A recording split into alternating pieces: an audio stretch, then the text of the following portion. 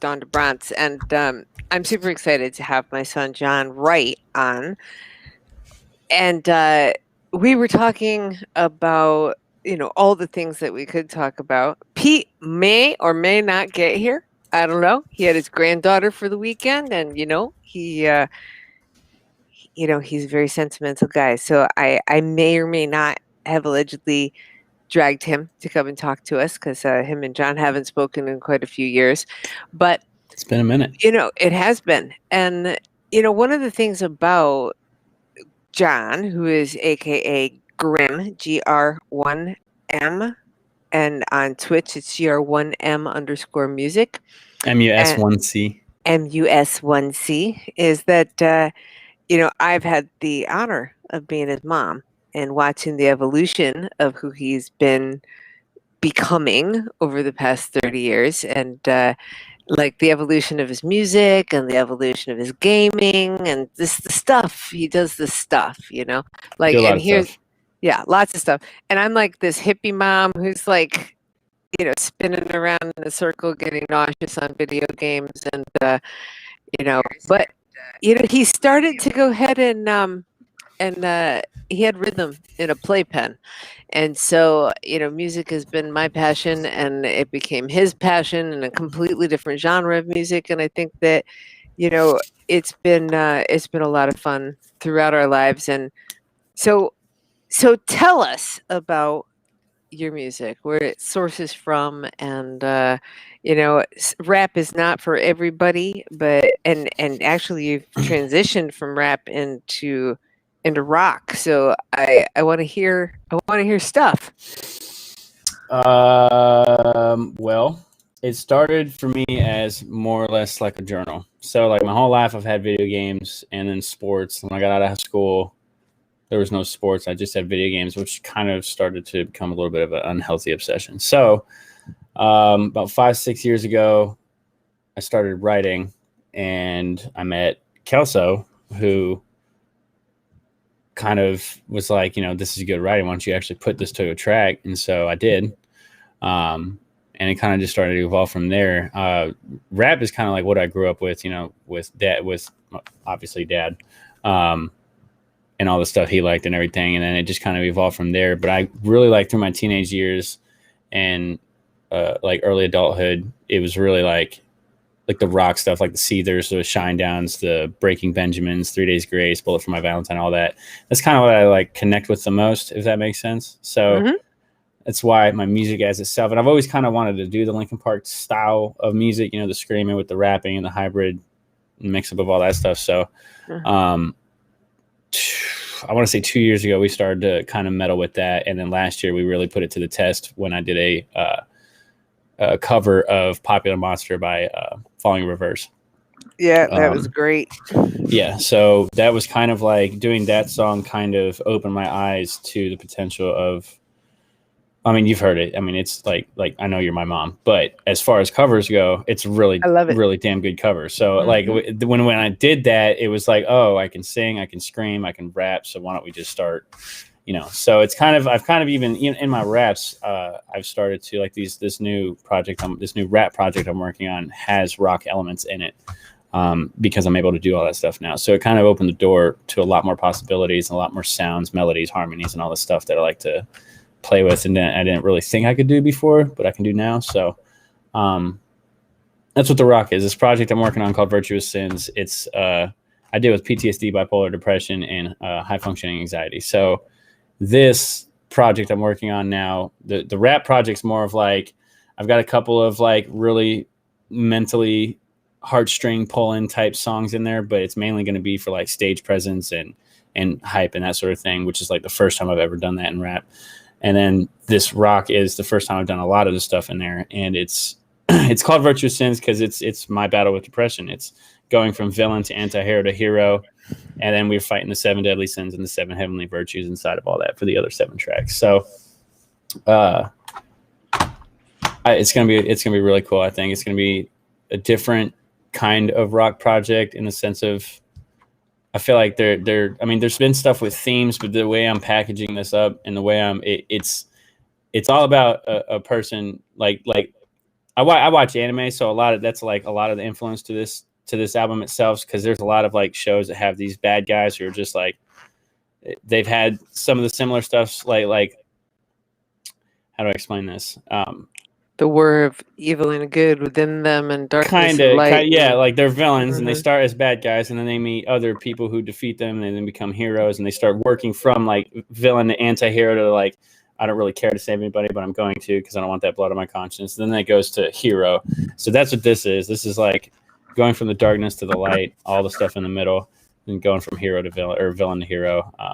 So it'll be a good project. It'll be good for, just to rock out to, or to be good to actually listen to. And like, if you're feeling some sort of way, you can find a song inside of there to kind of walk you through some stuff. Okay, so you saying that about anime and knowing your Marvel background, and us being Marvel junkies in this household, and an interesting question was posed to me when the whole COVID thing came up when I was gone, and it was, so now that I know you're a Marvel fan, what do you think about the fact that Thanos in Endgame, was it Endgame? Yeah, he was in all of it. Well, I'm saying it was the last one's called Endgame, right? Endgame, yeah. Yeah. That he said how the world would be a much nicer place with 50% of the population randomly disappearing. And then all of a sudden, how convenient the year of the same year, COVID. Yeah. So I feel like it's a you've always had all of this complexity and a fascinating personality, like you and I can laugh like no two people can, like just playing that stupid video game and you taking a grappling hook and pulling me into the water 700 times while I'm fishing. I plead the fifth. He was rotten to me just a few minutes ago. I didn't have any of it recorded on video. It was hysterical. I was crying. I had to go and do something with my eyes because it was so funny. Yeah, but we've like just the whole concept of fantasy and gaming and music and the therapeutic reality of it, and finding yours. I love every other world besides ours. Every other virtual fantasy world besides ours. Well, it's just you just like, there's just cool stuff with all that. Like, I like magic. I like just all that stuff. I wish magic was real. That'd be cool. It is real. I mean, like real magic. Well, I still believe. I do believe in fairies. I do. There's this amazing book that I still wish you would read. Wait, what was that movie? It was years ago. Y'all talked about it, and it was like something that was like 3, 4, 5, 6 hours long. It was a ridiculously long movie, but it was a huge fantasy movie. The 10th Kingdom. Hold on. I don't remember who I was talking to about that, but the 10th Kingdom. The 10th Kingdom. Yeah, the 10th Kingdom was John Larroquette and it was a show. Yeah, it was a series. I thought you said it was a movie. No, there was a really long movie. Was it the 10th Kingdom? It was the 10th Kingdom. If what you're thinking of, here, Pete came. I'm gonna go ahead and grab him in here. Wait. It was so long. No, it's 23 episodes. Hey. Hello. Happy Thanksgiving. Hey. How's it going? Hey, John. How you been, Pete? Hey, I'm great. I am great. Glad to I on you every while, drink, because you show up on Facebook, and I'm not a Facebook user, and I see you there. So I see you doing your thing. I appreciate that. Oh yeah, thanks, man. So we were just talking about the influences of Marvel and anime, and his new album that's coming up called Villain. No. What's the whole album called? Virtuous Sins. Virtuous Sins. And then there's going to be, Villain and Greed and Gluttony and Hero and all these chapters, right? and how Marvel has played such a huge part of his life, anime and Marvel. And so he asked me about this 5 or 6 hour movie. Okay, so the 10th Kingdom was 5 or 6 hours long altogether. Yeah, because no. I think it was more because it's like I'm looking at the wiki and it's saying like one episode is like 2 hours and 40 minutes. One was like 3 hours. There's no way that this is real. One season, maybe. I don't No, remember. the whole thing. I'm looking at it. Susie has it. Susie has the 10th Kingdom. I don't know what movie is 5 or 10 hours. No, this. I think this. It's thing got to is be like, the 10th Kingdom that you're thinking of.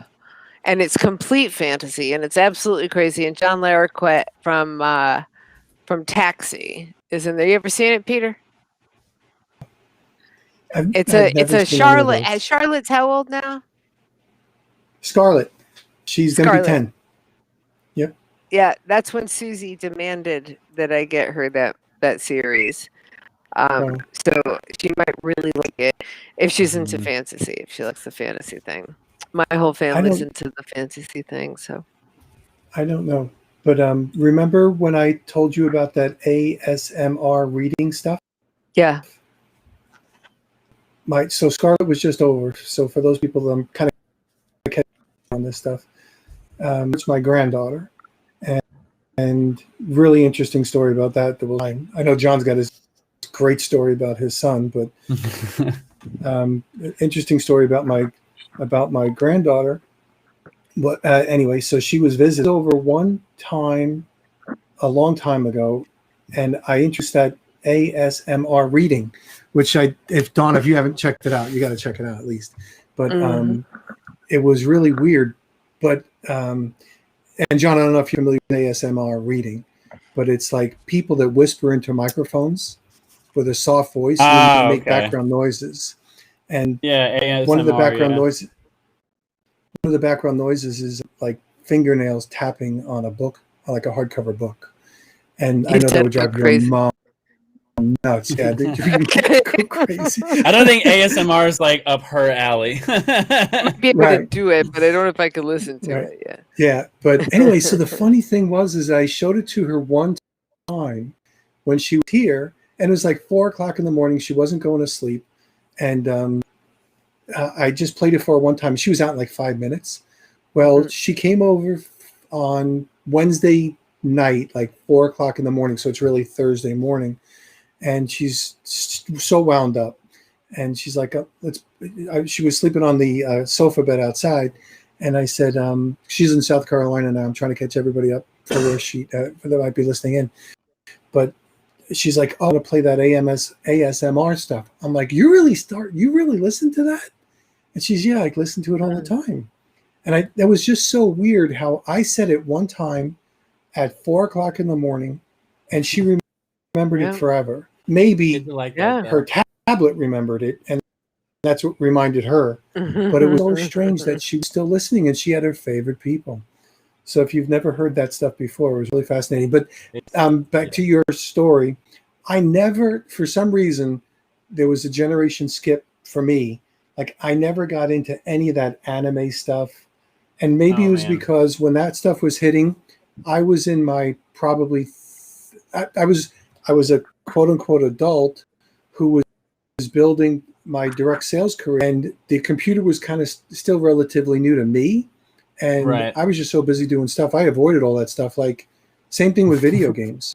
You guys are really good at video games. I've never played a video game that I remember. You know what I mean? Like I have never been accused of that before. Thank you. See, I had a gateway computer since I was like 6. So I was playing Age of Empires and Command and Conquer and all that older stuff, like the 2D stuff, before 3D was even a thing. That's like I've played forever. Like Super Nintendo, all that stuff. My great grandfather had that at his house, and then my father was a huge gamer. They had PlayStation, Segas, all that, like everything. So I've been surrounded by it. Every time a console came out, it was in our house when it was hot off the presses. It's still like that. It is still like that. Liam's already hit me up about a PS5. My dad was really big into gaming, like because he wasn't ever a coder, but he was an information systems guy, right? So he came up on the come up. Like when he came home with the first laptop, it was the size of, half of my desk, and, the first cell phone, and it went, and the thing about it, the it. difference between like my generation and the new generation. So like Peter, you said like it kind of skipped you, and then there's like that generation. Same with my mom, like she kind of played but didn't play much. My dad was like just a nerd, so that's why he played a lot. But like y'all's generation kind of like it was coming. Then ours, it like showed up, but it was like a stigma almost, like you're lazy if you play video games type thing. Now it's literally recognized as a professional sport. So it's like, I feel like my generation got screwed here. Yeah. Like no one took gaming serious when I was a kid. Now it's like, it's literally on ESPN. So it's like, Well, but the cool thing is that you're at the time of your life where you could really capitalize on all those years you gamed. So right. you are doing that. And that's like kind of, yeah. this. So John and I were talking about because at first I was like, well, let's go ahead and do this. If Peter's not coming and we don't need to use Restream, we could go ahead and get on Discord so we could play your music, we could play your videos, and everyone could hear. He's like, we don't need to do that. We don't need to do that. We don't need to do that. And I'm like, okay, well, let's talk about the game. Oh, we don't need to do that. The music is more important. It's my priority. And I'm like, okay, now we're not going to be able to do nothing. We can't play the music and I can't show anybody the video game. So we're just going to talk about the game itself. You kind of got to like, about it. You got to kind of play the game and like care about the game to you know what I mean? Well, care about the game. So I'm just, for anybody who's watching this, we're going to put the links in the comments and on the post where you can go ahead and get a tour of the new Minecraft. He created a mod pack. It's called A Grim World. And so it's a special Minecraft mod pack that we're right now doing all the troubleshooting on. And he created a kingdom that he walked me through the other day. And I'm stumbling behind him, in my stream trying to keep up with it because he just walks so fast. The reality of having John as my son, God has a sense of humor. Like I'm stumbling gracefully, face planting into things, and you can see the whole thing happening on Minecraft. It's like how you play this game is how you play your life. This is exactly how it goes. Where I'm like, John, where'd you go? He's like, I'm right behind you, Ma. Every 5 minutes you hear from a distance, help. I fell in. I've fallen in. I can't get up. Yep. So we will go ahead, and because every time I play his music on my stream, somebody comes and gives me a copyright ding or tells me that or I play a video on my stream, and I'm like, he's my kid. I'm promoting my kid. They don't know that, and that's my distributor doing their job. So I know. So instead of trying to do all of that on this show, we're just going to go ahead and embed the links and put it all into a post together so you can check out, because Alex and I produced the Boogeyman video, and that is something that we were super proud of. Yes, thank you. The full nacho is Alex, so make sure we get his Boogeyman video up there, and we get the Twitch stream. If you wouldn't mind, Alex, we'll go ahead and do that next, because I don't think I put it live to Facebook yet, or to to YouTube yet. But we'll embed that as well, so everybody can check out the walkthrough and see what you've been up to between gaming and music, and then we'll send them to Villain as well. And what else you got up there? You got Villain, you got Hero. I don't have Villain and Hero up yet. Those are the only way you can get access to my rock stuff now is by going to my Patreon. Otherwise, you got to wait for the album to drop. Right, which we kind of have to get on with. We have to do that. But we were supposed to do a music video. We can do a couple this week if you want to. I got songs to do. A couple. Yeah, it's one thing to shoot it. It's another thing the post on it will not be done this week. But it'll be fun. I love making music videos, Peter. That is so much fun. It's a little bit on this side of ridiculous how fun it is. I saw what he did on, I don't remember the name of it, the recent one, Boogeyman. Yeah. Holy crap, this is like, I know John when he first started this stuff. I'm like, wow, this was so well done. I mean, wow. So really impressed. Yeah, that's really. What, see, and that's what instead. So like, when you get into there's a lot of work behind everything. Yeah, and when you get to my like career path, you can make a couple of choices. You can like either, unless you have the funding to do it all, but instead of spending money on like a bunch of features and stuff that I didn't know if was going to do good or not, and trying to ride other people's coattail, what I did was I spent money on the equipment. So, and that was the same thing like Alex did too. He bought equipment, I bought equipment. And so now I can shoot my own videos. We create our own graphics. We like design everything ourselves. Again, we write our own music and everything. I got all the stuff to record. Everything's pretty much at home. So we're getting all the quality that you see is all just done in house. That's not, I haven't outsourced anything. So, Sorry. Which I'm glad that too, because that means it's showing. I don't know how to. Okay, so everybody ignore what I'm doing right now. Okay, I can't make it go away. Hold on. Facebook. Are you talking about the notifications? I'm trying. Okay, what I thought was that. Okay, hold on. Oh, I see.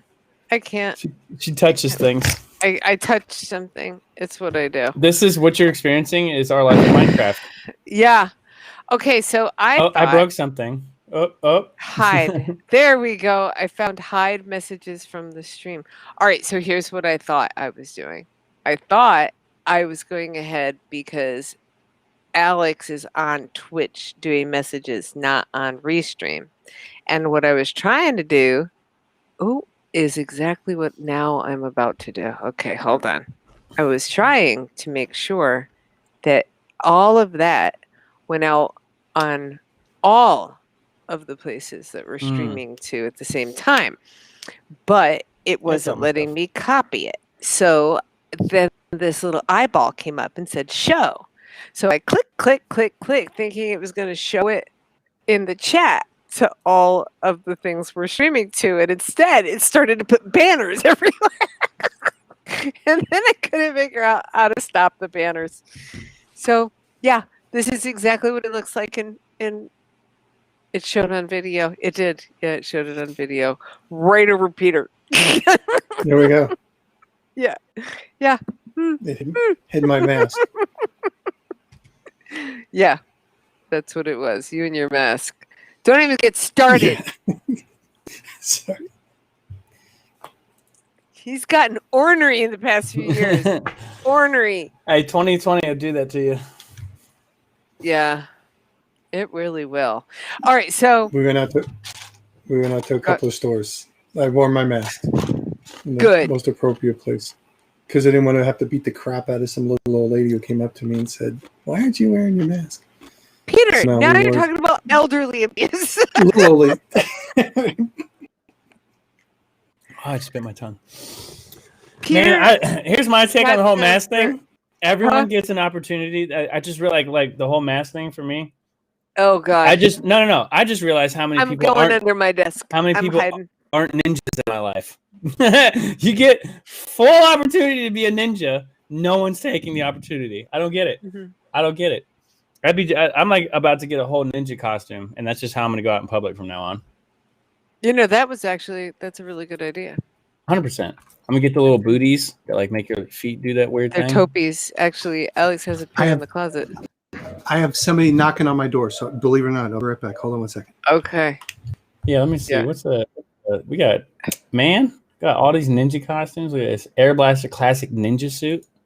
I mean, and there's those cool masks that you pull right up to here, I'm just gonna be like whole ninja suit. If people ask me what I'm doing, And I mean, with the name like Grim, there's all sorts of cool mask wear that you could breathe easily through. 100%. Mm-hmm. Yep. Kage Ninja Gear.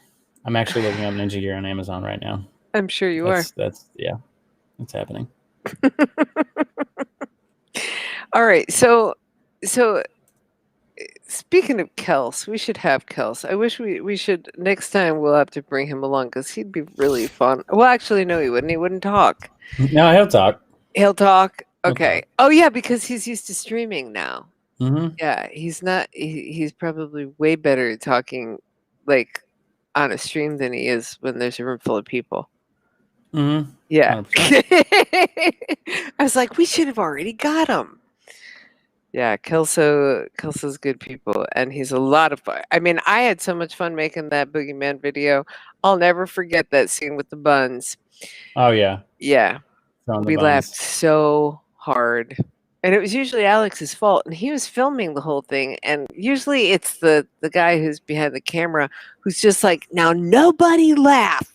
And then it was Alex who laughed every single time. Yeah, but with music videos, that's fun because you don't hear any of that. Oh no! I mean, it's. I think the bloopers are the most fun of all of it. I think one of these days we have to compile every blooper for every video that we do and put them all together and let people actually see, because there's all this thug game that goes on, when people rapping, and what they don't realize is how much fun everybody's having. Mm-hmm. Well, yeah. Don't go ninja nobody. You don't need ninja. You don't understand. Right. There's so many cool ninja outfits on Amazon right now. Toby's, not Toby's. Toby's. There's ramen noodle pants. Oh God, is this going to go with your Pickle Rick costume? 100%. Yep. So, would you stop shopping? Sorry. I just totally found my next buy. Well, it is Cyber Monday, almost, and I think Black Friday. They had a bunch of Black Friday deals today or yesterday. Yep. I'm sorry, it's Friday. Yes, Sunday. On Friday, and tomorrow will be Cyber Monday, and they're going to have a bunch more. So at about midnight. That was wrong. Yep. So. Yep. You've been doing a bunch of redneck raves. Tell people about that. It's a crazy experience. We started doing them a while back.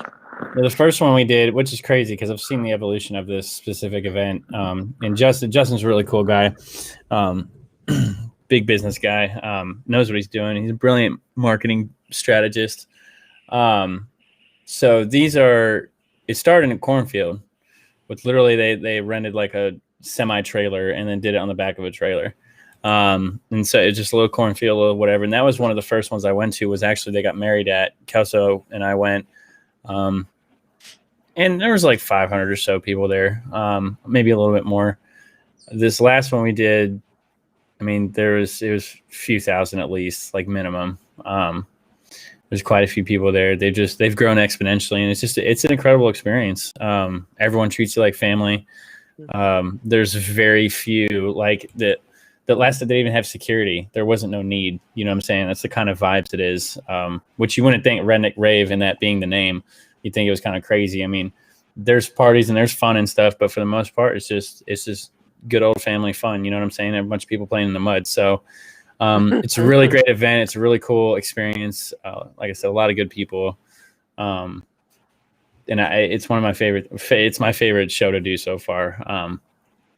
Because it's just a week of just balls to the wall hustle. You know what I'm saying? It's just that it's that true boots to ground, like just work until it's over, and then you get to breathe for 5 minutes. You know.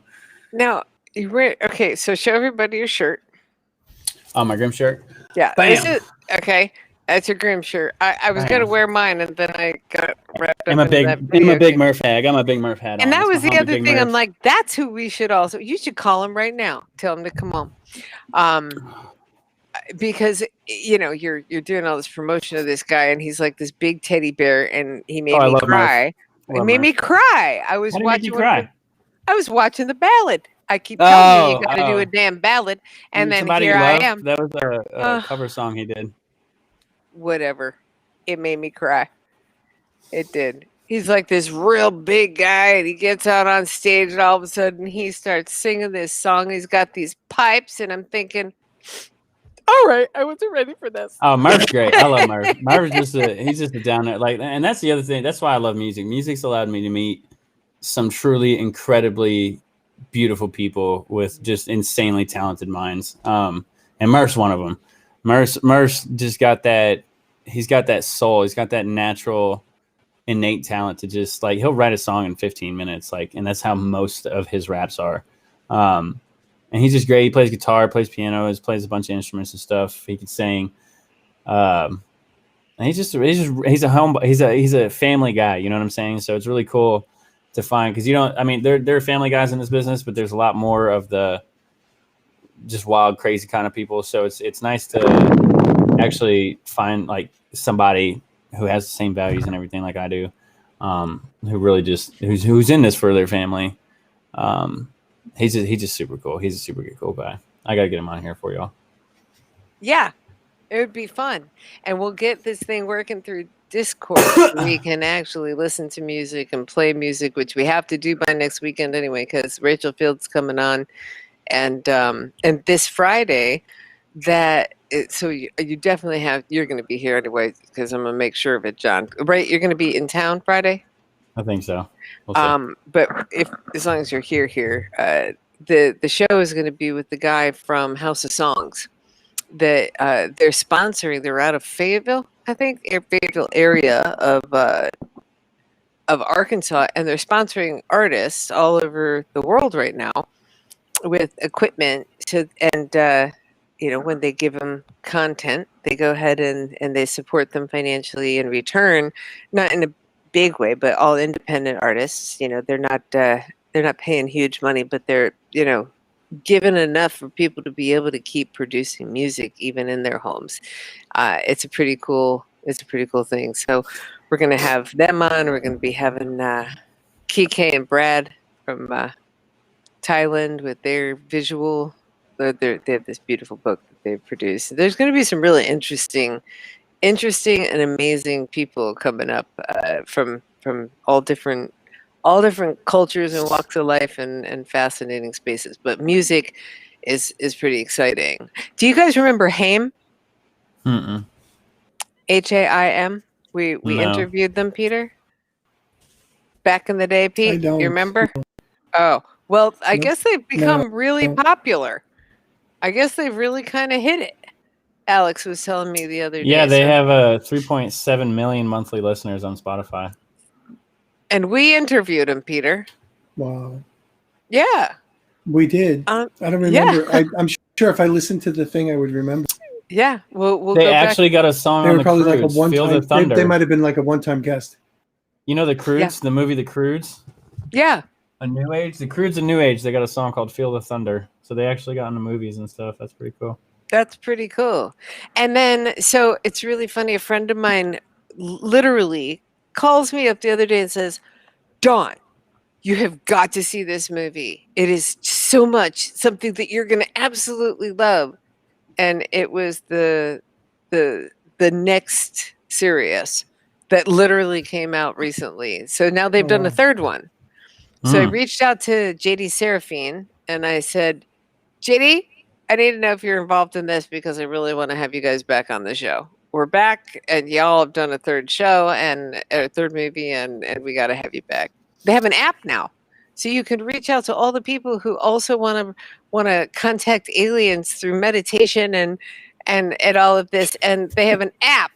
So you can connect with all of them. And it's like, it was so funny. I thought, of course, she's contacting me about the serious guys. I thought that was so cool. There's no such thing as a coincidence. We were having the conversation. The next thing you know, somebody randomly calls me and says, I have to watch this movie because I'm going to love it.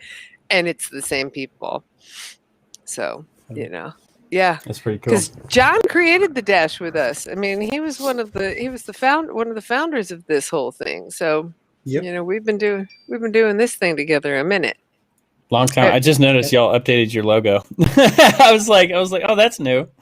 The actual Dash. Yeah. Well, we made it the Dash, and yeah, it's the Dash. But the graphic is still here, and I'm going to go ahead. And I was just saying that. See, when hold on, Peter, don't go anywhere. When I do this, you can see the wrapper. And I didn't realize when I designed this wrapper that when Peter and I had guessed that it would do this. So now I'm going to have to make one for when there's 3 people. Put stuff in the corners. And I'll put stuff in the corners. And then when there's 4 people, maybe I can just do stuff that's straight up around the outside. Mm-hmm. around the outside, So yeah, it's all a work in progress. It's what we can do, but it's pretty And cool. I think when John was here, Grimm didn't exist. Well, I know Grimm didn't exist when we first got started. Mm-mm. Nope. Nope. So he's trying to Grimm's only figure about some 4 stuff years out. old, 5 years old. About Right? 5 years old. Yep. Yeah. Well, we did John on the Bills radio show. That's right. Right at the day you were going somewhere. Yep. Grimm, the show with Grimm. That's I remember right. that We date did do that. So That's right. Yep. I do remember that. Yeah, I think you were my played first every interview. once in a while as a replay. Might have been. Cool. That's Might have awesome. been. But good stuff. Good stuff. Yeah, that was a good And conversation. I think I pirated that song that you did with him. Oh, good, If you because remember I that don't song have that a you did copy with of him. it, and him and I have had some words about it because he took it down because he wants to redo his part, and it just needs to be redone. And I don't have a copy of that, Peter. So I think I put it on Mixcloud, but I'll find it for you. Well, Peter, I'm sure you can agree with this that some of the first you ever did, like created or whatever, aren't nearly as good as the things you create or whatever now, are they? Right. Right. So like you said, tend to get better. Then you like look at that other stuff and you're like, what was I even thinking? That's what I was about my part on that. Lost Souls and all your early stuff is where you came from, and you No. can't get rid of where you came from. Absolutely can. No. if it's that bad, I'll pull it and then I'll send it to you if you really. Bad. It's not that bad. It's where you started. I thought it was really good. I thought it was really good. I did too. But if you heard this, here's the thing. If you heard the stuff I'm doing now, it's light years ahead. But it's there's people who listen you to can hear Nas, right? I'll never forget having conversations with people who are like, yeah, you know what? When he first started, he was coming up, and I liked him a lot, and I really dug him, and then he sold out, and he got too polished, or he got too this. So there are people who truly appreciate a brand new raw artist. At the same time though, a lot of those artists don't get that stuff out. Back then they weren't getting that stuff out until they were kind of polished, until they did have their voice and their proper lyricism and the way they wrote. And so a lot of my earlier stuff was just me figuring it out, because I didn't start this when I was younger. I always just wrote. I didn't rhyme anything. I just wrote stories. So 5 years ago when I started, it was just figuring rhyme schemes out, figuring what words link better than others, what syllables clash together, what syllables flow together. So like to be a master of something, you got to do 10,000 of whatever. So at this point I've written well over 10,000 words. So now, like when I write something, the whole structure itself to its core is just way better. It's just like that, and that's the problem I have with my other music, is because to you guys you can't tell maybe, but I can, because I know this is what I do, so I can hear all the problems, all the discrepancies, all the issues that I have with everything, that like it's not as good as if I went back and rewrote everything I did before, which I've thought about doing. Because I could pull that stuff. Creating a chronology, yeah. Right, I could pull that stuff off and re-release it with better words, meaning the same, going for the same meaning, and actually hit emotions harder than I wanted to, or than I could before. Like it's just different, you know. Like, because I've seen it's been 5 years of me seeing how people react to certain things I say or do or show them and stuff. So it's everything's evolved. It's just that's the big problem I have with my old music. It's just that all that stuff is just so elementary, and just like you can tell I just started compared to now, where it's just, you know. So that's my biggest problem I have with all that other stuff. I know, but so the good thing is it's your biggest problem. It's not our biggest problem. We like it. We like it just the way it is. We liked it. And well, I appreciate that. And it's that beginning, you know, like when the Jackson 5 came out and Little Michael and everybody is, you know, A, B, C. Yep, but that all stuff sounded good. To you. But by the time he was 30 and he's looking back and he is just like, but you don't take it away because it's part of the history and people want to be part of the creation of something. It's part of the charm, and it's what enrolls people in it, you know?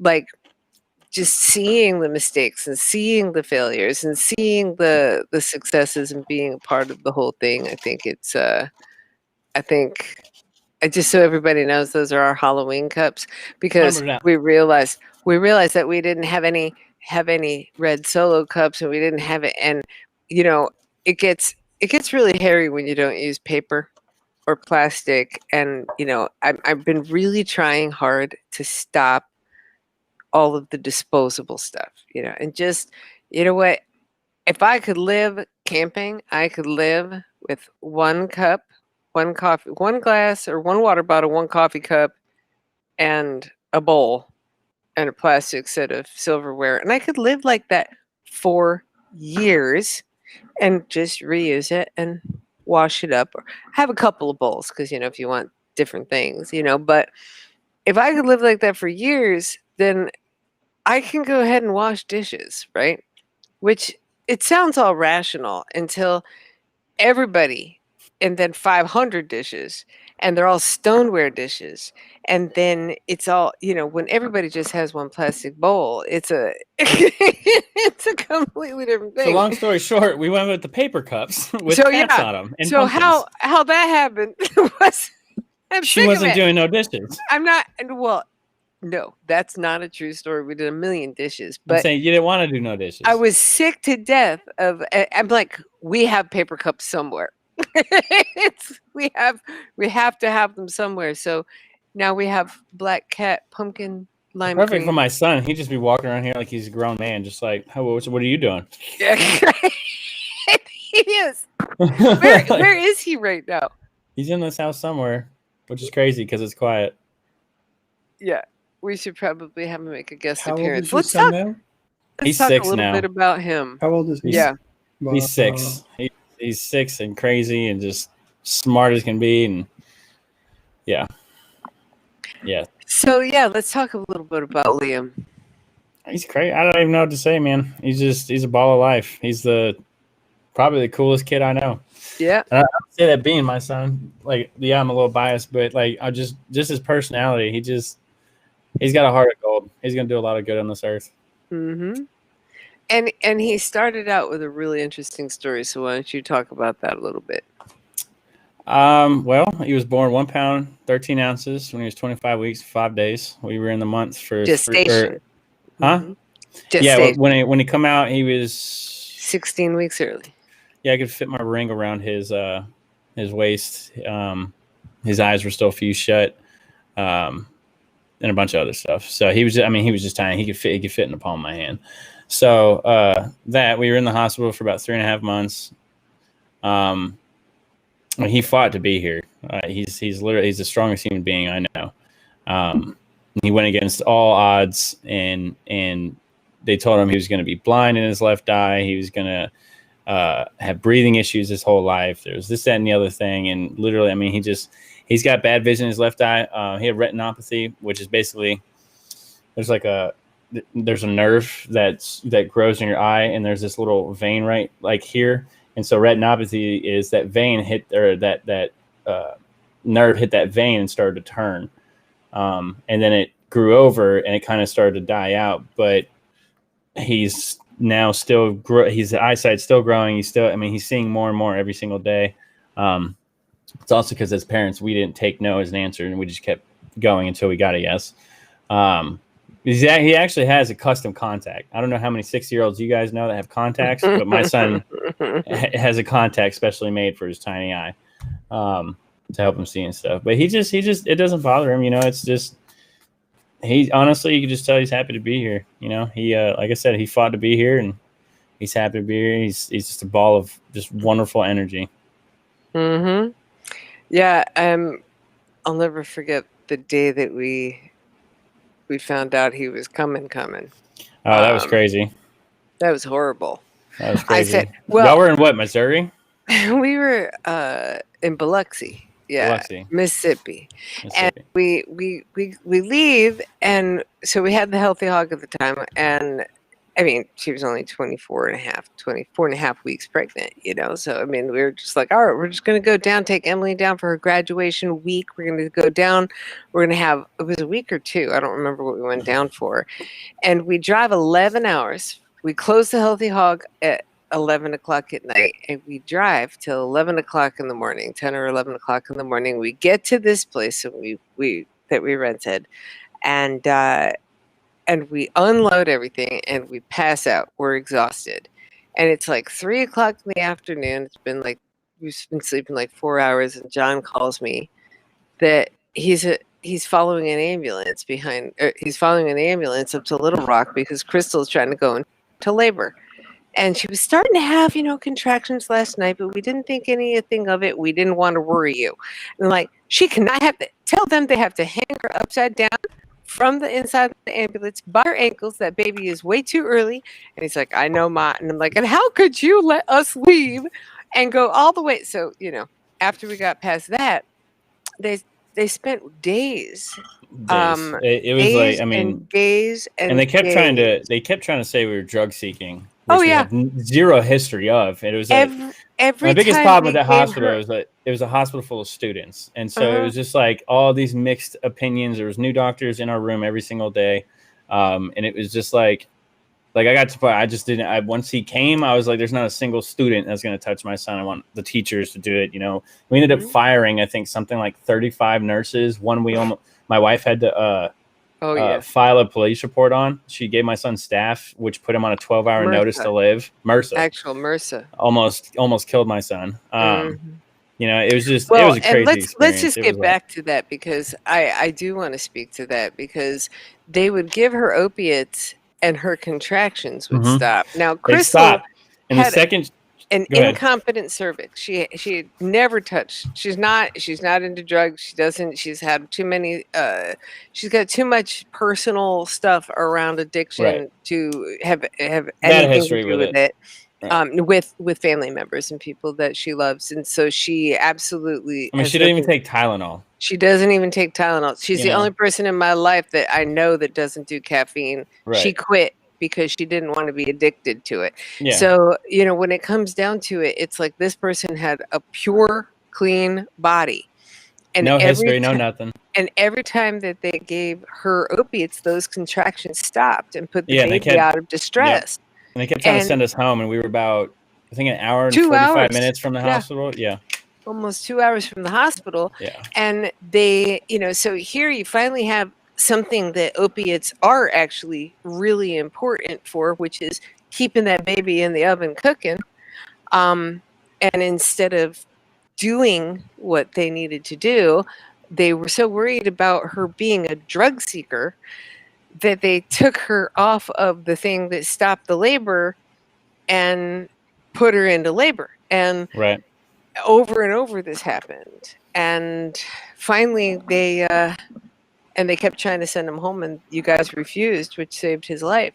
If you didn't refuse, and I was on the phone with these doctors going, this is not a drug seeking woman. This is a woman who doesn't do drugs. Fix this. Yeah. It's crazy. If giving her opiates stops this labor, then give her the opiates and let her keep this baby. She cannot lose this baby. So it was quite the battle, The amount of ignorance and incompetence inside of that hospital that's supposed to be teaching doctors was insane to me. It was just, and they saved his life. So it's the people we kept in the room saved his life. You're correct. Right. Absolutely. So it's like, it's like it's the double-edged sword of modern medicine. It's I will say that it's a lot. They called him $1 million baby because you come out, and when you're that little, you come out and they catch you in a sack, and they bring you immediately, they cut the umbilical cord, and then they bring you right back to this room, and they hook up all the lines, like all the arterial lines and all that stuff, but they hook it up through the veins that is coming out of his umbilical cord. So there's no scars or anything left over. So that was crazy. And then they bring you into a room that's basically, it's a $250,000 womb. It's a plastic womb that they have him in. It literally simulates everything except for living in the water. And so it was kind of crazy. And he was on like nitrous and oxygen, and just all sorts of stuff, man. They probably had like 10 lines going into him at one point. Yep. And you'd never be able to tell ever. You'd never be able to tell. All right, so do you mind if I show some pictures so that people can get a scope of how tiny he was? Do you have the one where I reach, like I touch his hand? Yeah, I have the one that you sent me when he was born. And I touch his hand and he grabs it? Yeah, this. And look at this, Peter. He grabs my hand. This was the my finger. Glare. So like you can see his hand barely covers my tip of my index finger. Can you see? I can't. This is right here. This is John's finger holding Liam's hand. I'll send you some of these pictures. You could see through his skin. Yeah, like reptile skin. You could see through his skin. He was tiny. Wow. He was so small. No, John, and he was intubated. I did a radio show interview with a guy named Joe. His last name is Dow Jodas. He was doing some stuff with a home-based business, but his regular job was selling pharmaceuticals. And while he was doing the pharmaceutical, I asked him about his favorite pharmaceutical drug. And he said, my favorite one is the one that they give to premature babies whose lungs don't work, and we keep them alive. And that's crazy. If you mention, I'm like, I know that your son was on the drug that this guy was 100%, done. probably. Like, probably. Yep. Unbelievable. Now, Yeah, yeah, totally separate story now. My son was addicted to drugs, my son Peter, and his wife was also addicted to drugs. And as soon as the state of Florida found out that she was pregnant and also addicted to drugs, they took her and put her in something called Project Warm. And I don't know what Project Warm means, but Project Warm basically is a jail for women. It basically put them in a home, and they say, listen, we are a drug addict, and because we know you're a drug addict, you're probably going to go in and out of drugs, and that's going to destroy this baby.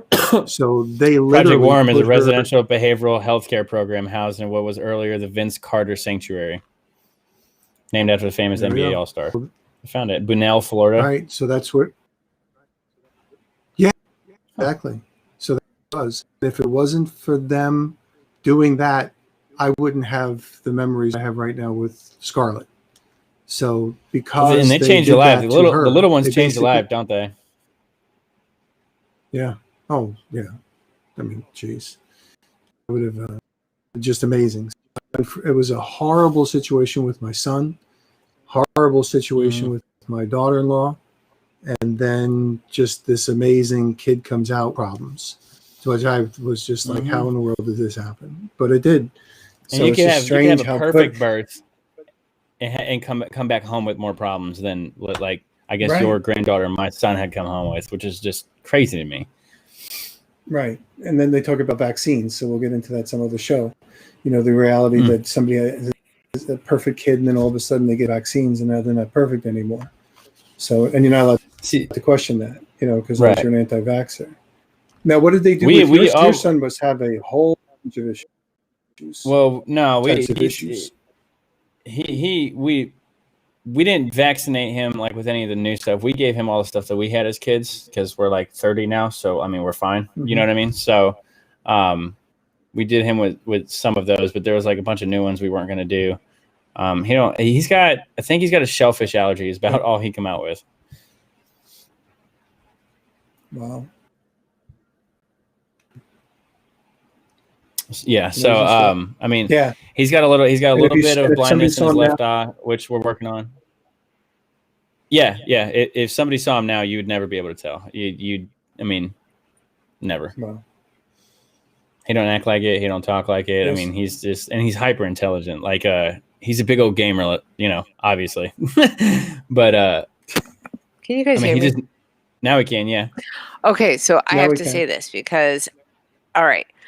When Liam was born, what we learned the hard way was when a child is under 2 pounds, here's a special guest appearance we had to make. And there he is. This is the 1 pound 13 ounce baby. Here, Oh, come here. man. Here. Say hi. Say hi to everybody. Hi. Hi. This is Liam. Yep. Hi, Bubba. Hey, Liam. Hi. How old That's you Peter. now? You say hi, Peter? So he's staying with you? I'm 6. Hi. Hey, I'm a That's fan. Peter. He's been our friend for You. a really long time. Like I know a lot about you. I'm a big. Yeah. Yep. He's homeschooling now, right now, Yep. right? Cool. Yep. Yep. Learning I how like to it. rhyme things. And Liam, how old are you? 100 6. You're 6? 6. Yeah. Quit being It's weird. He's totally normal when he's not in front of camera, and then he gets in front of camera and freezes. We'll do more of this later. Say bye. Bye. Bye. There you go. So, and when he was first born, I had way too much knowledge about the neurotoxic amounts of aluminum that, harm the brain of the babies and all this stuff, and how you need to wait with Japan. Japan was number, like, I don't know, top of the list in infant mortality. And then all of a sudden they weren't even on the list. I mean, because they moved them to right before they went to school. But the size of the baby with the amount of the aluminum and this and that and the other thing, they couldn't handle it. And so these babies were dying. And here is Liam. And I mean, literally, he was not the size of my hand. Okay. Yeah, so they actually His had whole body. they had a preemie diaper, and the preemie diaper, for it to fit him, we actually had to fold in half. Yes. So it was like the size of 2 quarters. Yeah, it was Wow. crazy. We'd pick him up by his feet like this to change his diaper inside the incubator. He was literally, Crystal called him a little naked mole rat because he's covered with hair and he looked like a monkey and all these lines coming out of him. And you're like, how is this being alive right now? No surfactant, but modern miracle, right? Absolute modern miracle. So, but what you find out in the process is you don't have any rights as parents. If your baby's less than 2 pounds, they're awarded the state until they release that baby to you. So, it was a fight for them every single day. Oh, there's Crystal. Hi, Crystal. I don't they had know. to fight for his life. They had to fight them about the staff. They had to fight to keep that baby protected from, all of the things. Go ahead, John. You're holding your breath. I was going to say, I don't know if it was so much that we didn't have any rights. I mean, there wasn't, when we didn't want a nurse, that we didn't have the nurse. You know what I'm saying? Like, they call it firing. So we would fire the nurses until we got the one we wanted. And then when that one would go, we'd have to cycle through another amount of nurses. And then, we had rights as parents, but as far as like, they weren't going to let him die. You know what I'm saying? So like, if we were going to say no, inoculated, right? right. So there was like certain vaccines we could say no to, and then there was others that was like like we were allowed to say like, you're not putting anything in him that wasn't put in us. So we like pulled our records, and you know what I'm saying. So there were certain things we could do. And at the end of it, honestly, we probably could have ended up owning that hospital. There's no laws that protect the doctors down here with the way they almost killed him with that one nurse. That could have been, we were just under so much duress and so much weight. We didn't care. We just wanted our son home. So it's just, absolutely. You've got rights just to a certain extent when it's at that point. Because if you try to say no to something that if they don't get it, they will die type thing, and you just don't know, you know what I mean? Like, there's some ignorant people that go in there that just say no to everything. And they do assume anybody who's in there as a junkie first. Right. They honestly do, because you're guilty until proven innocent. Yeah. Yeah. Well, absolutely. It's probably most of them are. The only reason why they came that way is because I'm sure most of them are. So I'm sure a lot of preemie babies, the exception to the rule. I'm sure. Exactly. Yeah, they form those stereotypes for a reason. Yeah. And it's in the center of Little Rock, which is like one of the worst cities in the country. So there's that too. Well, I think all cities have. No, I'm pretty sure Little Rock, good crime rate ranking. I'm pretty sure it's one of the highest crime rankings. I don't know, man. You're up against Detroit, Chicago, and New York, so I think the crime rates are the crime rates, and I think that the addiction rate of this country is pretty intense, and it upsets me to see good people stuck in being profiled like that. Yeah, we already said that, Crystal. There was nothing wrong with her. He was just very impatient. Her cervix dilated prematurely, and everything was perfect, and he was just so early, and to have to deal with, people not giving you the meds that you need to keep him in your uterus because of that stigma. Nothing, it's just one of those things that, but at the same time, that same hospital had incredible staff who, you know, who spent every single waking moment around the clock with that little guy and saved his life and actually gave him. Crystal started it, and they took the ball the rest of the way over the finish line. But what was weird about that whole thing is yeah, she's got the cervix issue, but it was also around that same time there was like 8 other people we specifically knew, like had personal connections with it or friends stuff that also had premature babies. Like it was like some in the air or something. Hey, it was just a weird time. Yeah. That like all these babies started getting born prematurely. Yeah. It was kind of crazy. So yeah, I mean, and in that time, it's just like, you really find out what you're made of. Like Scott Pullen came on. Yeah, I know you fell in love with your nurses. And, Crystal, you're going to need to come on and talk about that experience. I think that whole experience as a mom, you could totally really make a difference in some women's lives out there who and families' lives. You both coming on would be fascinating, because it's really a people don't realize when they're going through something that their testimony becomes the testimony, right? And that testimony becomes the thing that's going to help somebody else get through it. Like my friend Barb, I was telling her the other day, when she comes on, by the way, I had to make the call and say, I need to know more about this RNA hooky thing that people are trying to cut off for this corona vaccine. And so we started to talk a little bit about that, and then we started to talk a little bit about this, and we started to move to the next thing, like we do, because we only need a subatomic particle to spark hour-long conversations as well. And what we came to was, her daughter Summer was special needs, and she was supposed to survive maybe a year or so. And, she lived to be 19. And, all of the things that come with that. And some of the, being one of the best friends of a mom of a special needs child, I learned a lot about, the way people feel when they're being stared at, when their child is being looked at, or that syrupy smile we give because we don't know how else to look. You don't want to look away. You don't want to ask if it's rude, but you're curious and you want to be kind. And what's the appropriate response? What is the appropriate response when somebody goes into labor and their child is fighting for their life every day? What's the, and what are the questions to ask? What are the things not to say? There's so many people people want to empathize, but they just can't wrap their head around that. Like Scott was saying, that getting a child through adoption, a baby through adoption, for his wife was just as painful in a completely different way, and just as stressful and just as huge as carrying a baby to full term and pushing it out of your body.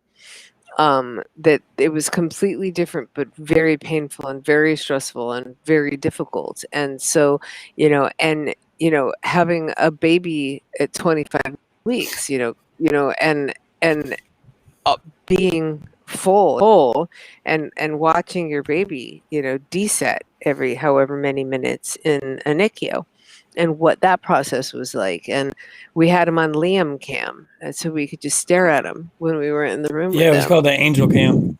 Angel Cam. We nicknamed ours Liam Cam, and we had an app, and I would just like sit and watch him breathe you know, on a camera when I wasn't in the room with him because, like, everything, nothing else mattered anymore except this tiny little naked mole rat and his survival. So, and I think that, you know, go ahead. No, it's just amazing how your perspective changes when things like that happen. Like nothing else Nothing matters. else. Everything else just disappears. Do Everything what you else is want so with me. small. Just let him be okay. Yeah. Yeah. I just don't know how. I just don't know how John. I don't know. You were in your youngest. How in the Yeah. world, like you're not prepared. Nobody's prepared for that. And then Not at all. here you are, first baby, like first one. You know, barely married a little bit. You know what I mean? And all of a sudden, this is thrust on you. What do you do with that as a parent? Like you're not you're not old enough to have all this knowledge. You know, and then all of a sudden you're kind of like on your own and totally helpless because you got this little baby. And like how in the world to pull this off? I mean, this is the biggest mountain you'll ever climb. Like how the hell do you do this with like not being able to do this? So that's the part that's just I was always amazed. I didn't know. I guess I'll let you answer the question, but I was just always Well, I mean, amazed. like you said, you know, you're not prepared for anything like that. And I don't think anyone's really ever truly prepared for being a father or mother, period, before they become one. You think you are. You think you know how you'll react to certain situations and how you'll respond, but all that goes out the window as soon as that child walks into your life, and you start, you know what I mean, you kind of start coming up with shit start coming up with stuff as you go. So for me, I mean, it was insane. You know, we went into debt. Like it hurt us financially. It hurt us like mentally, physically. You know, our relationship, my wife and I's relationship took a hit. It's just, like you said, it's also like you come out the other end of it. Like, here's the thing. You just, when it's your child, you have no choice. You can't give up.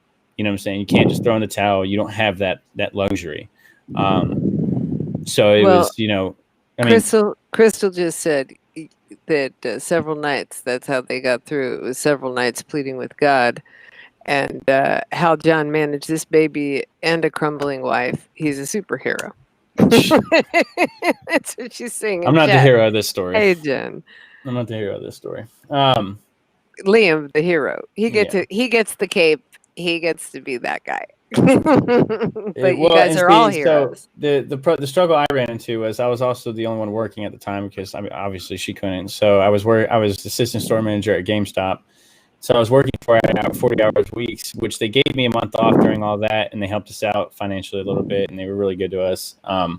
But the biggest, I think the hardest part of it for me was actually having to leave them at the hospital to go back to work for the last 2 months. Because there's a lot of stuff I didn't find out, like the whole 12-hour, we don't know if he's going to live in the morning type stuff. I didn't find that out until after he came home, because she knew I would have drove up there and yeah. So there's, you know, that for me was the hardest part, was being away and just not knowing. And the only thing I could do was like text my wife whenever she was feeling up to texting and watch Liam on the Angel Cam. So, yeah, it sucked. It was tough, and I would rather not ever go through that again. People talk about birth being like this beautiful experience, and mine was just not. So, you know, like I wouldn't wish what we went through on anyone, not even my worst enemies. But it definitely made me a stronger person, a stronger individual. It made my wife a stronger person, a stronger individual. It made our marriage eventually towards the end stronger, because of how we could get through something like that and still come out on top in the first year of our marriage. Yeah. That was literally, we got married in March, and that was it. That was it. And it's fascinating. And it's all about, you know, the container, you know, like you guys have been dating since you were 16. I'm sorry, May 5, 17, 14, May. Yes. No, I thought you meant from the. No, I said March. I get March and May mixed up all the time. It's 5, 17, 14 was our married date. And then he come out in August. Yes. But you'd been together on and off since you were 16 is my point. So you had this friendship and this long-term friendship and relationship, and you know, you guys were kids together, and then you became adults together, but you were still babies. You know, you look back now, you thought you were all grown up, you look back now and you're like, oh my God, we were such babies having a baby. and you were just playing house, right? Mhm. You just moved in together, and you were doing that whole thing, and then all of a sudden, it's like this tearing of soul, like, Well, oh it's my like God. it's And like it goes from that, you know, like you're saying, like that honeymoon, that fate, that like fun, everything's, you know, like we're just us, we don't have no responsibilities to anybody else type thing, and that immediately stopped. You know what I'm saying? yeah, Like of all the course. stuff we were doing that we had fun together prior just Mhm. stopped, and we had to figure out new stuff to have fun with together. So it was And like, there were family tragedies going on left and yeah, right. And there was, you know, there was so much going on top of the whole birthing experience. It was just, I mean, it's enough for anybody. I mean, I'm not afraid to admit I've been in therapy for 3 years now dealing with this stuff. Not just that, just dealing with all sorts of stuff. But that was a major thing. You know, we did couples therapy and everything, and it really, that'll test anybody. That'll test anybody, anybody's relationship, friendships. You know, like we also like lost friends during that, gained new friends during that. It's a huge moment in my life where I noticed more than one shift. Usually when you have major shifts, they happen at one at a time kind of thing. And this was literally your whole world gets flipped upside down. You have to basically learn how to live again. and it gets really, really, really clear and very, very small. Mm-hmm. Yeah. 100%. Laser focused. It really does, you know? Yeah. And hi, Jennifer. yeah, it's an amazing life. And then, you know, all of a sudden this beautiful being who just rocks everybody's world comes out. I mean, you know, everyone's like, how's Liam? I'm like, he's 30. He has more fans than I do. He's 30. Yeah. He's so smart and so He's polite. crazy. And he doesn't actually talk like this ever. Like, I don't that's like, I don't know. He wants to stream and do all that. And then we put him in front of a camera and he's like, what do I do now? What happens now? So it's, he's just got a little time in. He just has to get used to it. Once he starts ignoring the camera, I mean, because he can look at himself and make a video when nobody's looking and talk a bunch of shit. You know, yeah. My mom, terrible. This is terrible for putting me to bed. Put me to bed. Bedtime. I want to just stay up until it's not bedtime no more. Yeah. Yeah. Yeah, he made a video. Terrible. Yep. Behind her back, he was telling she was doing dishes. She was doing dishes. He went and grabbed her phone and then brought it back to his room and made a video about how it's terrible that his mom makes him go to sleep for bedtime. Yeah. So it was a whole video. We'll make sure that, hey, Alex, we post that link as well, and I'll go ahead and share it because that thing was great. And yeah, it's true, Jen. I mean, it just had all of us cracking up. That's his mom shining through. The awkwardness is real. Oh yeah, because he's a natural, and he's so much fun. And we get on and we game with him, and we do different things. And I think all of that pain that you talked about. Let me just wrap this back around. All of that pain that I'm just muting that buzz. All that pain that you talked about that you were dealing with and processing, it really became the source of your music. And a lot of it did. Yeah. And then processing and getting into therapy. That's why I said I started writing, because like after he when he was born, I needed an outlet. You know what I'm saying? I needed something that was more than, like I said, I was working at GameStop, so I was doing what my whole life I've used as my muse to kind of So then it just got too much. So like I started just writing, and then it just started. It evolved from there. Like it was absolutely, my son sparked my musical entire journey. It was just like I needed an outlet, and my whole thought behind it was, well, this stuff's helping me. If it can help me, maybe it can help somebody else. And that's my whole thing. Like it's all, Grimm's all about yin yang. You know what I'm saying? You can't have the light without the darkness. And so my thing is, you got to use that darkness to your advantage instead of your disadvantage and letting it destroy you. So that's what I preach in all my music. And I'm living proof of it. If I can deal with PTSD, bipolar depression, high functioning anxiety, and still walk out onto a stage in front of a crowd full of 3,000 to 4,000 to 5,000 people, which was the last show we did, then anybody can chase their dreams no matter what they're dealing with, and they can come out of the darkness just fine and actually use that towards their advantage. You know what I'm saying? And I don't mean that in an evil way. I mean that as everyone's got the voice inside their head, their subconscious that like kind of, you know, like, oh, maybe you shouldn't do that. Maybe you should do that. You know, when you start to realize that there are two separate voices.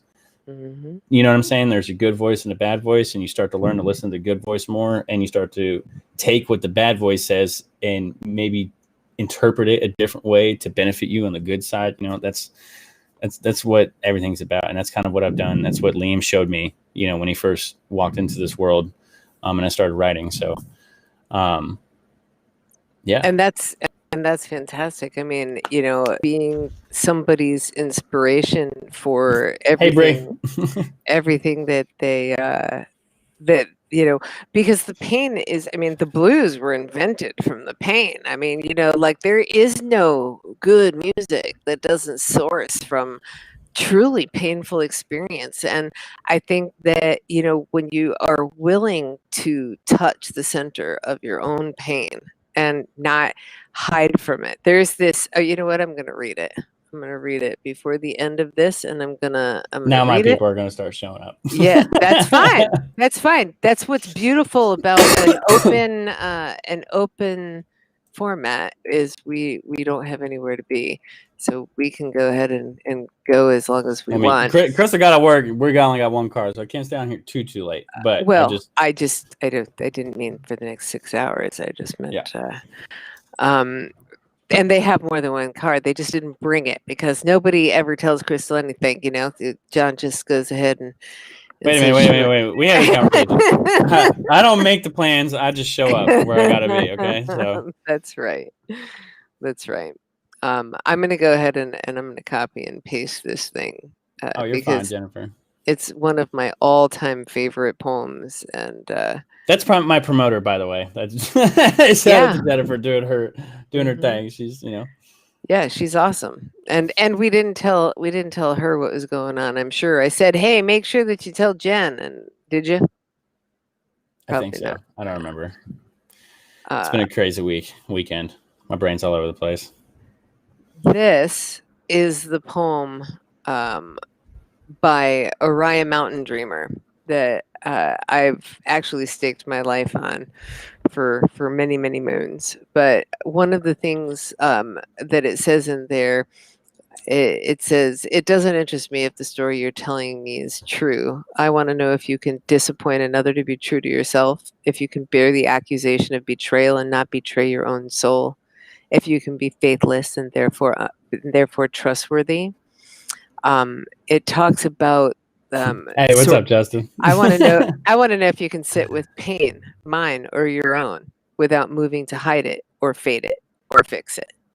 And I think when you do sit with in the center of your own pain, and you do face the death of your child, and you do look at what's real, and then you decide you're going to look inside and see if truly that's how you're going to express that through your art, and be honest and authentic about everything from, you know, your PTSD and mental illness and how to heal and how to get, you know, from point A to point B in your life. And I think, well, again, and that's my thing, you know, like especially the music I make. I the reason I'm coming out with an album that's like just stage music and stuff is because all my stuff prior is just like it can be very dark, and that's because when I was writing, I was in a dark place. And so, like I said, I use this as my journal, as my outlet, and everything.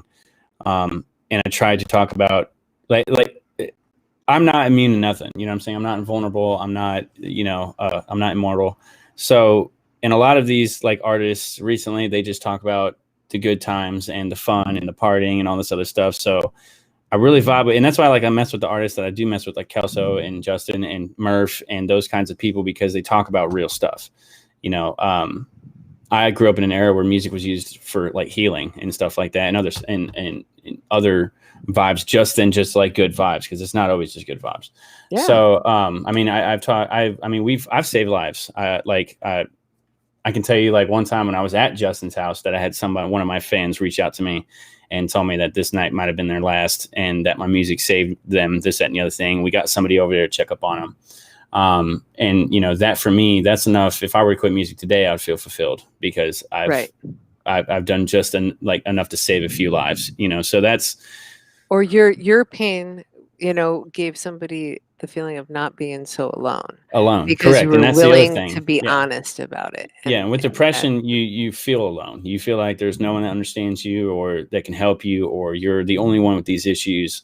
And it's just simply not the case. You might not have the same issues as somebody else, but someone's got issues. You know what I'm saying? So that's what I use my music for, man. It's and that's what Virtue Sin's about. It's my journey to get to where I am now, and so all I can do is continue to make the music I do because of the things that I've gone through and experiences I've had, and hope that it can continue to help more people. I mean, that's my main thing. That's why I want my platform as big as it can be, so that I can help people. That's my music. It's not for partying and this, that, and the other thing. It's you got an issue, find one of my tracks that helps and bang it.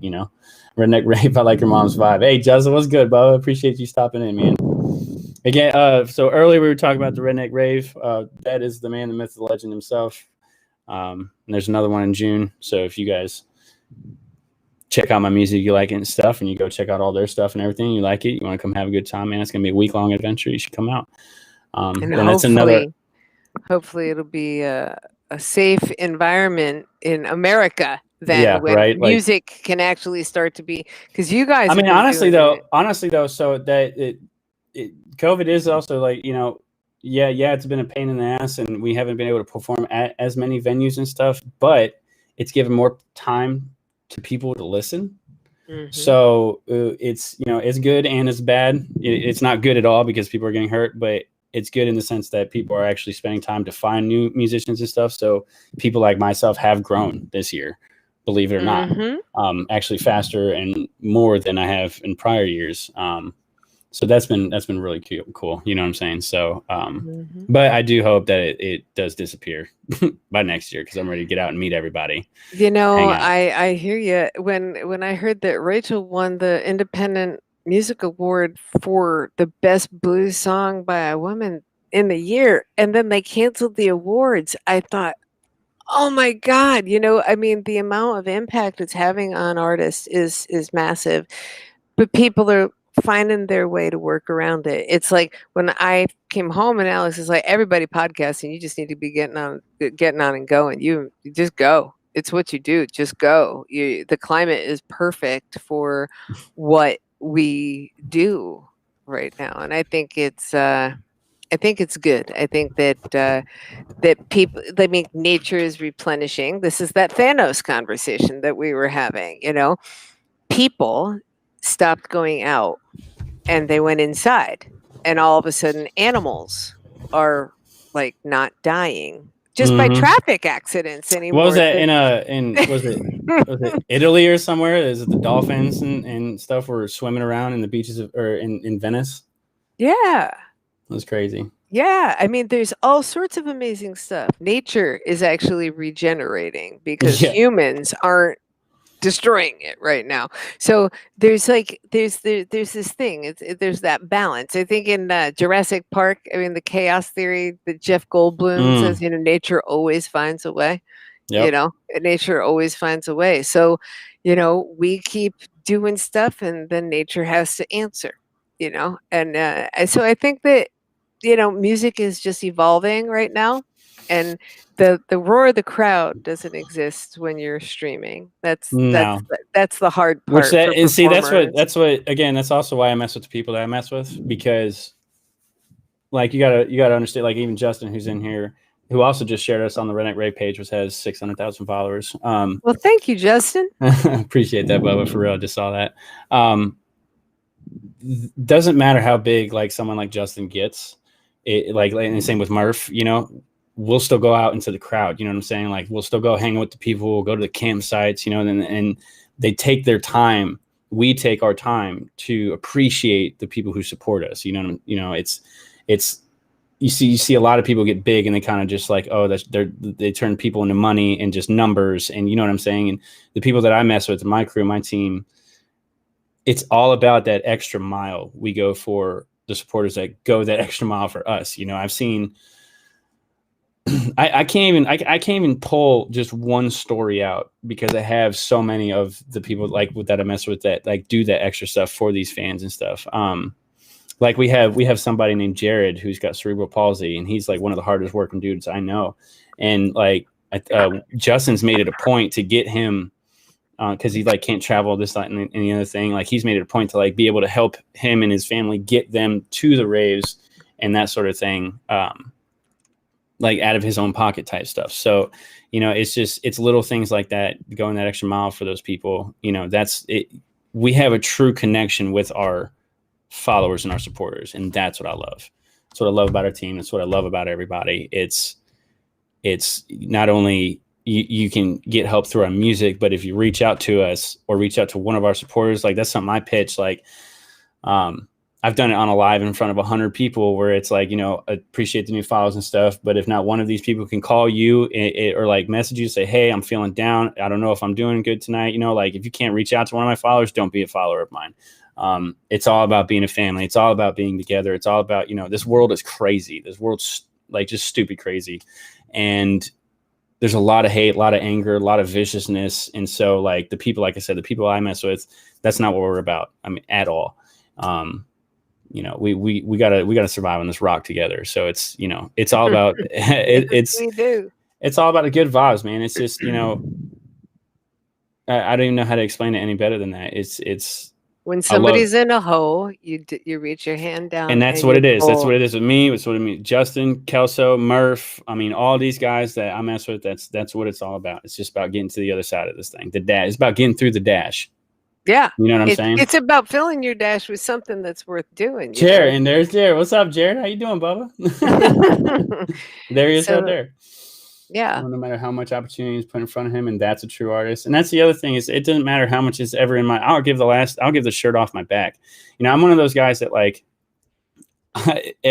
whenever like if I ever do have an abundance of money, it's spent towards having other people have a good time. You know what I'm saying? I don't like to be the only person that has a good time. Like if we're all sitting in a room and everyone's broke, there's 5 of us and I'm the only one with money and we're all doing nothing. I want to take you guys out, have a good time. You know what I'm saying? Like it's never been about that for me. I want to take care of my family, put my bills on auto pay, provide opportunities for the people who have been helping me, and make sure my wife and son never have to go without worrying again or go without worrying again. So, you know, I mean, that's our focus. That's our goal. It's and to help people. I mean, it's just, I want the platform big enough to help people, you know, and it's getting there and it's growing. Yeah.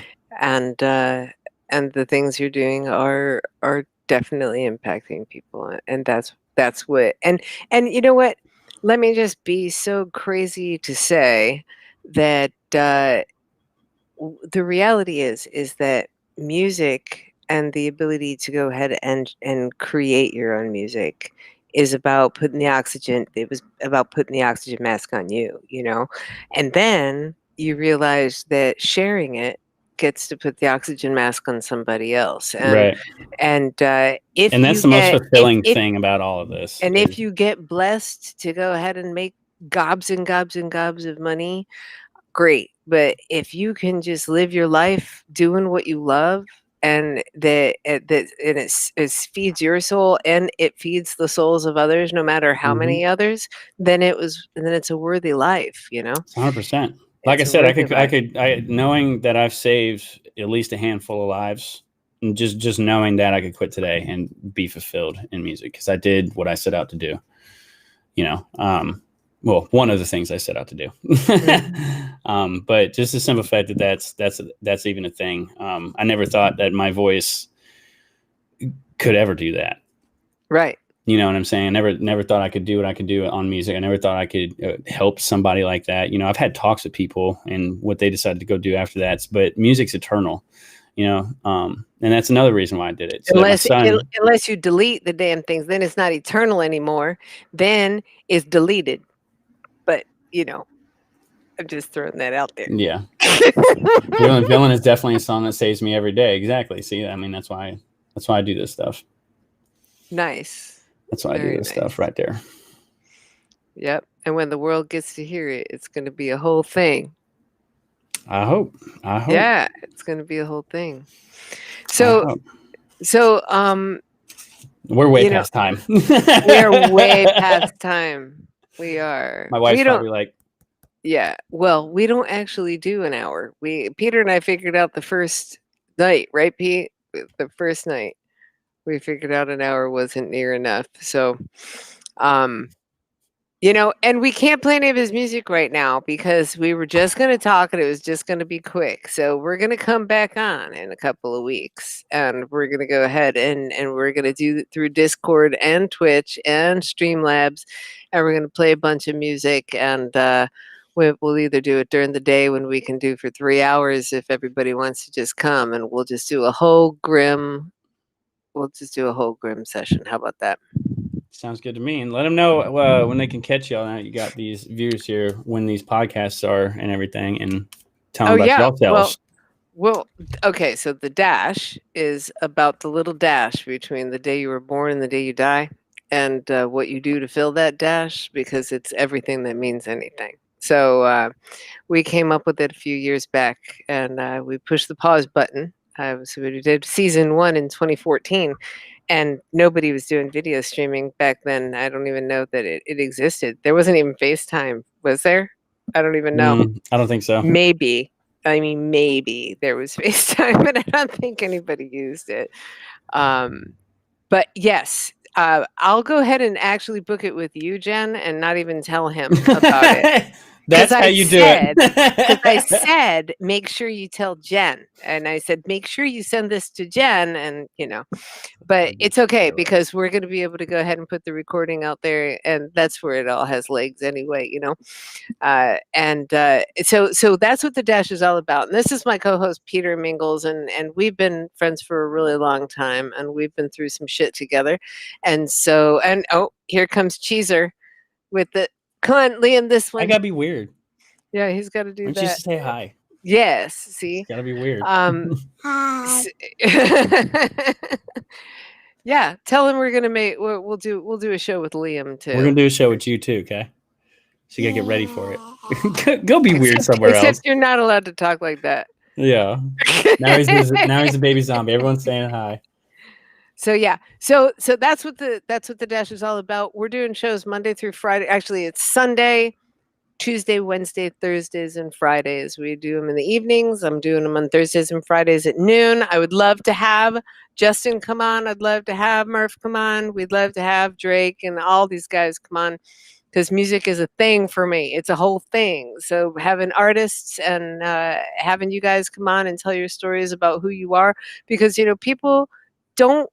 They don't really understand what the people are and who the people are behind the music. And I think that when you actually start plugging into a real person, and then their story, and then you can create something with that artist, and you feel like you're really a part of something, that it means everything. And it means 100%. absolutely everything. 100%. So we've been doing music. We were talking about Haim and a couple other, Danny Seraphine from Chicago, and the guy, from movies to music. I mean, this is just, you guys can go back and listen to our Blog Talk Radio podcast. It's blogtalkradio.com/the dash from 2014. And you'll hear some amazing authors and musicians and movie producers and stuff that came through and became quite famous along the way. It's crazy. You quickly realize when you do stuff like this, how they're just people. They're just people. You know what I mean? There's nothing supernatural about them. They're just people, They're just people. And, if they take the lumps and they take the advice and they hone their craft and they get where they're going, and they grind. And as long as, grind and pray and grind and hustle and grind and work ethic and consistency. Hustle, grind, and pray. That's it. That's what you get. And sometimes it works and sometimes life takes a detour, but it's either way, it's worth the journey, no matter what it is. And all right, guys. So yeah, Liam needs to go to bed, and Crystal probably really needs Liam to go to bed. And we need to go to bed. Hey, really quick, I want to give a shout out to Justin. Thank you for sharing that on the page, Bubba. I know what that takes. So I appreciate that, man. Thank you for all of my people showing up in here and showing out. Really love you guys. Thanks for that. And thank you to my mom and Peter for having me on the Dash Radio to chat about what's going on. So absolutely appreciate the time. Take care, you guys. Y'all be good. Be well. Be blessed. Stay safe.